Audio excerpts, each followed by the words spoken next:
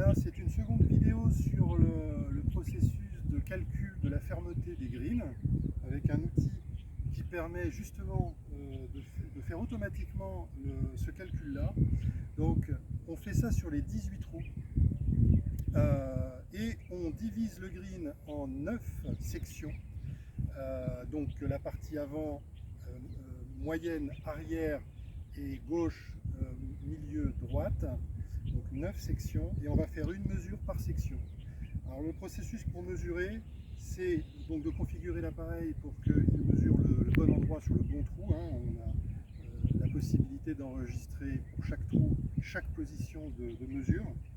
Et donc dans cet appareil, on a une masse qui va être montée à cette hauteur-là.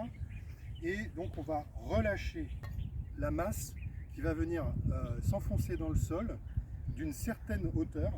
Et cette hauteur, elle est mesurée très précisément par l'appareil. Et ça, on le fait donc 9 fois par green sur les 18 trous.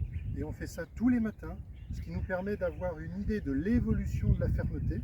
Et donc, effectivement, si on a un problème de fermeté, qu'on a des greens qui sont peut-être trop fermes, on va pouvoir faire un traitement adapté pour les assouplir. Et au contraire, si on souple, ce qui est aujourd'hui le cas ici à l'Abu Dhabi Golf Club, sur tous les greens, on est trop soft, donc on va avoir des balles qui vont mordre trop facilement, on va dire, entre guillemets.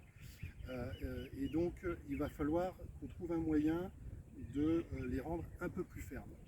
Alors, le problème que nous avons ici, c'est que nous avons des racines qui sont pas très hautes, qui sont pas très profondes, et donc on est obligé d'arroser régulièrement, ce qui fait qu'on va avoir du mal à rendre les greens plus fermes sans les abîmer, sans prendre le risque qu'ils deviennent un peu marrons et sans prendre un risque ensuite évidemment à la tonte.